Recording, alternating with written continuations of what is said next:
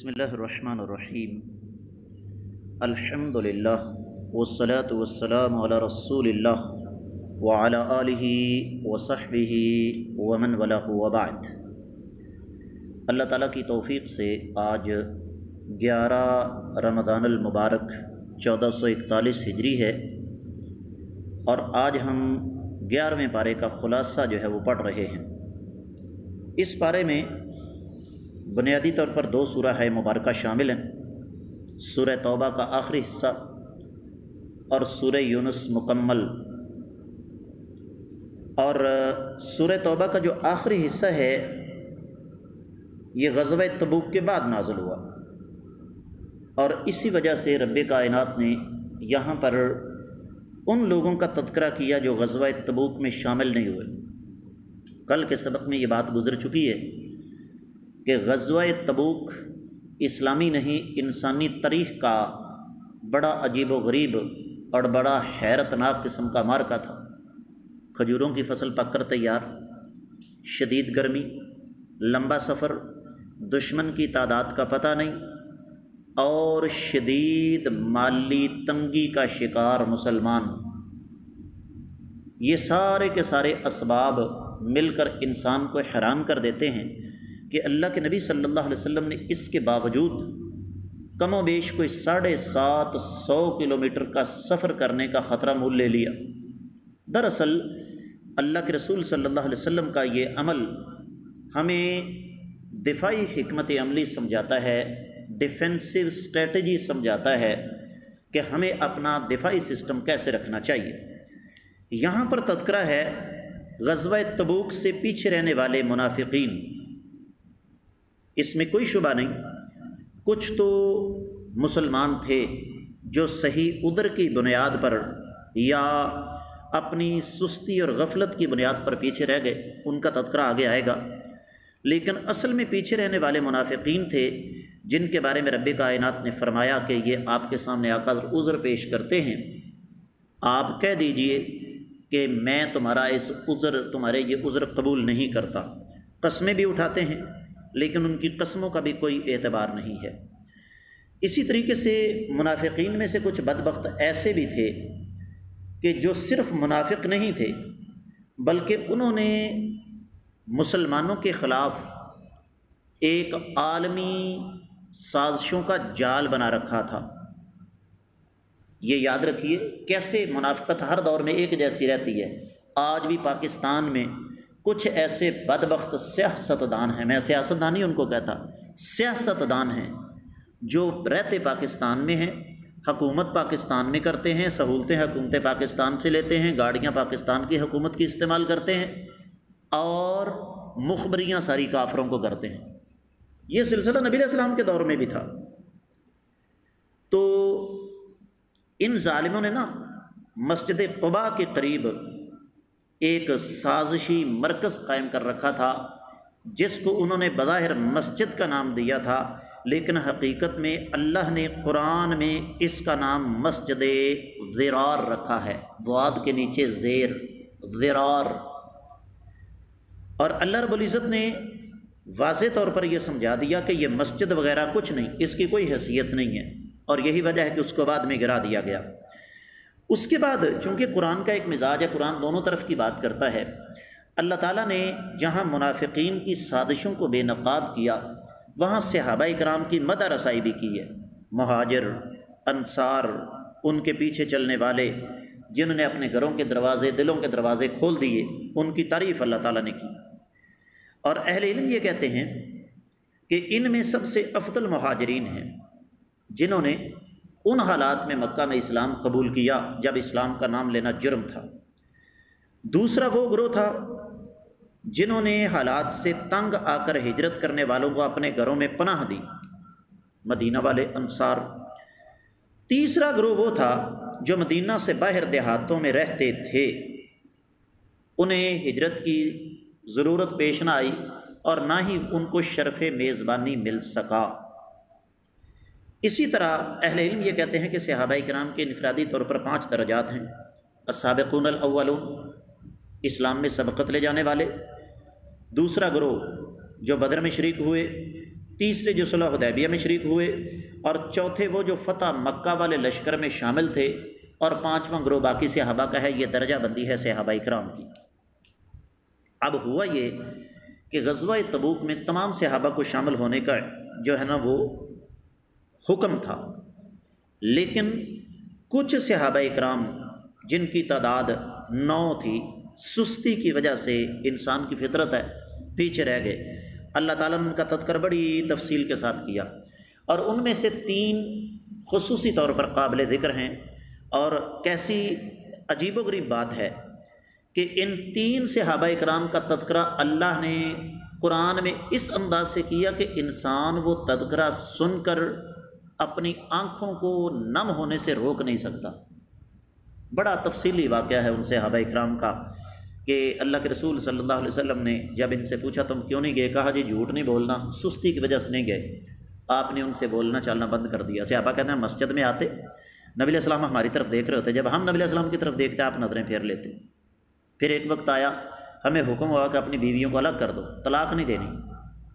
کہتے ہیں کہ ہم روتے رہے، اللہ کے سامنے گڑ گڑاتے رہے۔ اسی دوران ایک اور امتحان آ گیا کہ کافروں کی طرف سے ایک پیشکش آ گئی کہ تمہارا جو نبی ہے اس نے تمہیں چھوڑ دیا ہے، تم ایسا کرو کہ اس کو چھوڑ کر ہمارے پاس آ جاؤ، ہم تمہیں اپنے دربار میں ایک اعلیٰ مرتبہ دیں گے۔ کہنے لگے ہم نے اللہ کے سامنے مزید رونا شروع کر دیا کہ یا اللہ، پہلے تھوڑی آزمائش تھی، اب کافروں نے ہمارا مذاق اڑانا شروع کر دیا۔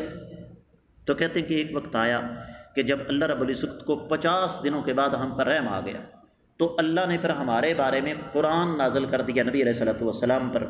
اب جب ان کی توبہ اللہ تعالیٰ نے قبول کر لی، اس کے بعد ان کو جو خوشی حاصل ہوئی، الفاظ اس خوشی کو بیان کرنے سے قاصر ہیں۔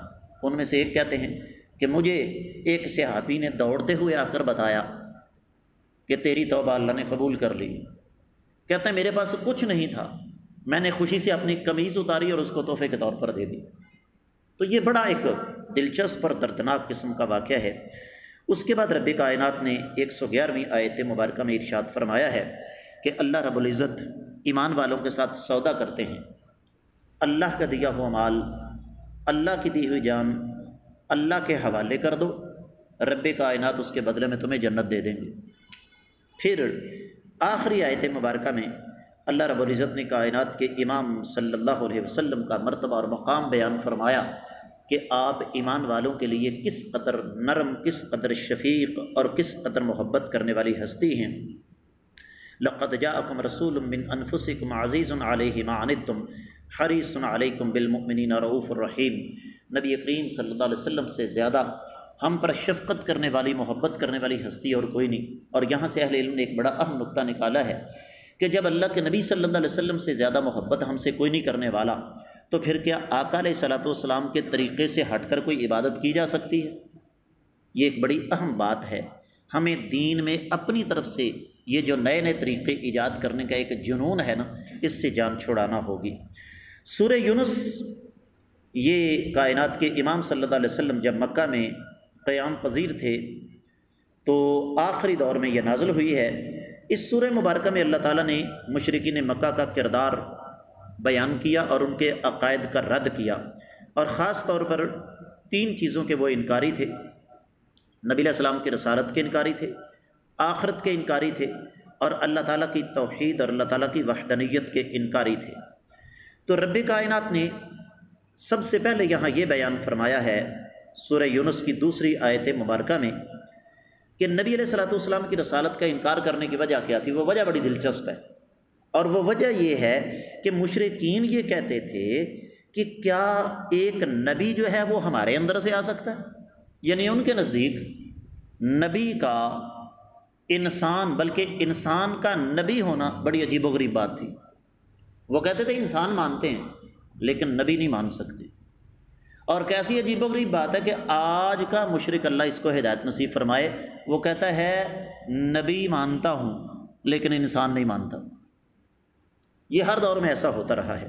پھر رب کائنات نے اپنا تعارف کروایا، اپنی قدرت کے کرشمے کچھ بیان فرمائے ہیں، یہ کم و بیش کوئی 8ویں آیت مبارکہ تک۔ اس کے بعد اللہ تعالیٰ نے بیان فرمایا ہے کہ جو لوگ اللہ تعالیٰ کے فیصلوں کا انکار کرتے ہیں، معبودوں کو اللہ کے مقابلے میں کھڑا کرتے ہیں، ان کی حالت کیا ہے۔ پھر اللہ تعالیٰ نے دنیا کی مثال بیان فرمائی ہے کہ دنیا کی مثال اس پانی کی طرح ہے جو آسمان سے اترتا ہے، اس کے ساتھ سب کچھ مل ملا جاتا ہے، تو جس طرح وہ پانی آگے چلا جاتا ہے، ختم ہو جاتا ہے، دنیا بھی ختم ہونے والی ہے۔ پھر اللہ رب العزت نے ایک خاص تذکرہ فرمایا 11ویں آیت مبارکہ میں کہ مشرکین یہ مطالبہ کرتے تھے کہ اللہ تعالیٰ کی طرف سے ہم پر عذاب کیوں نہیں آ جاتا، تو رب کائنات نے فرمایا میرے نبی صلی اللہ علیہ وسلم میں ان کی مرضی سے عذاب مسلط نہیں کروں گا بلکہ اپنی مرضی سے بھیجوں گا۔ پھر اللہ تعالیٰ نے بتایا ہے کہ کافر دو بیماریوں کا شکار ہیں، پہلی بیماری ناشکرا پن اور دوسرا تکبر، اور افسوس کی بات یہ ہے کہ آج یہ دونوں بیماریاں مسلمان کے اندر بھی موجود ہیں۔ اللہ تعالیٰ کی نعمتیں استعمال کرتا ہے، شکر نہیں ادا کرتا، اور ساتھ تکبر بھی کرتا ہے۔ اس کے بعد اللہ رب العزت نے بیان فرمایا ہے کہ قرآن مجید کی حیثیت کیا ہے، اور پھر قرآن مجید کا مرتبہ اور مقام رب کائنات نے بیان فرمایا یہ کس مقصد کے لیے آیا ہے۔ بنیادی طور پر فرمایا یا ایھا الناس قد جاءتکم موعظۃ من ربکم، تمہارے رب کی طرف سے یہ ایک نصیحت ہے۔ تو قرآن نازل کرنے کا بنیادی مقصد کیا ہے؟ لوگوں کی تربیت، لوگوں کی اصلاح، اس کو پڑھ کر عمل کریں۔ پھر فرمایا وَشِفَاءٌ لِمَا فِی الصُّدُورِ، اگلی بات یہ ہے کہ یہ شفا ہے، یعنی باقی معاملات بعد میں، سب سے پہلے یہ اللہ کی طرف سے نصیحت ہے، اور پھر وَهُدًى وَرَحْمَةٌ لِّلْمُؤْمِنِينَ، ہدایت بھی ہے اور رحمت بھی ہے ایمان والوں کے لیے۔ اسی طریقے سے پھر اللہ تعالیٰ نے کافروں کے بارے میں بیان فرمایا کہ یہ کہتے ہیں کہ ہمیں یہ قرآن نہیں چاہیے، اس کو تبدیل کرو۔ بغاوتی کی، سرکشی کی، تمرد کی انتہا ہے نا کہ انسان اللہ کے ساتھ، اللہ نے یہ کام کیوں کیا، ہم کون ہوتے ہیں اللہ تعالیٰ سے پوچھنے والے۔ اور پھر قرآن کا انکار کرنے کی وجہ بھی رب کائنات نے بیان فرما دی کہ ان کے پاس اس قرآن کی کوئی دلیل نہیں ہے۔ اور پھر اللہ تعالیٰ نے ارشاد فرمایا ہے 62ویں اور 63ویں آیت مبارکہ میں کہ اللہ کے ولی کون ہیں۔ اللہ کے ولی کے لیے کوئی خاص لباس، کوئی خاص ٹھکانہ، کوئی خاص انداز نہیں۔ فرمایا جو بھی ایمان لائے اور اللہ تعالیٰ سے ڈرتا رہے وہ اللہ کا ولی ہے۔ اور پھر نبی کریم صلی اللہ علیہ وسلم کی حدیث مبارکہ ہے صحیح بخاری میں کہ جو شخص اللہ تعالیٰ کے کسی ولی کے ساتھ دشمنی کرتا ہے وہ اللہ تعالیٰ کے خلاف اعلان جنگ کرتا ہے۔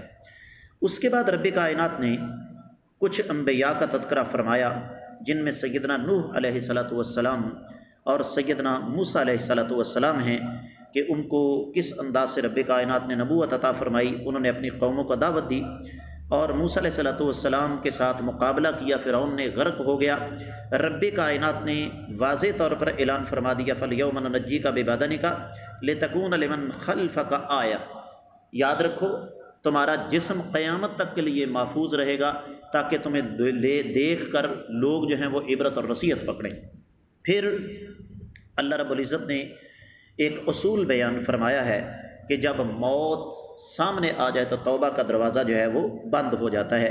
اس کے بعد سیدنا یونس علیہ السلام کا تذکرہ رب کائنات نے فرمایا کہ کس طرح یونس علیہ السلام نے قوم کو دعوت دی، قوم نہیں مانی، یونس علیہ السلام اللہ کے حکم کا انتظار کیے بغیر وہاں سے چل پڑے۔ رب کائنات نے فرمایا یہ میری مرضی کے خلاف کام ہوا ہے، یہ مجھے منظور نہیں، جو کچھ ہوا وہ ہمیں اچھی طرح پتہ ہے۔ اس کے بعد اس سورہ مبارکہ کے اختتام پر اللہ رب العزت نے پھر 105ویں، 6 اور 7ویں آیت مبارکہ میں شرک کی ممانعت فرمائی ہے اور توحید کی دعوت دی ہے۔ اس کے ساتھ ہی 11ویں پارے کا مختصر خلاصہ مکمل ہوتا ہے۔ کل ہم انشاءاللہ 12واں پارہ پڑھنے کی کوشش کریں گے۔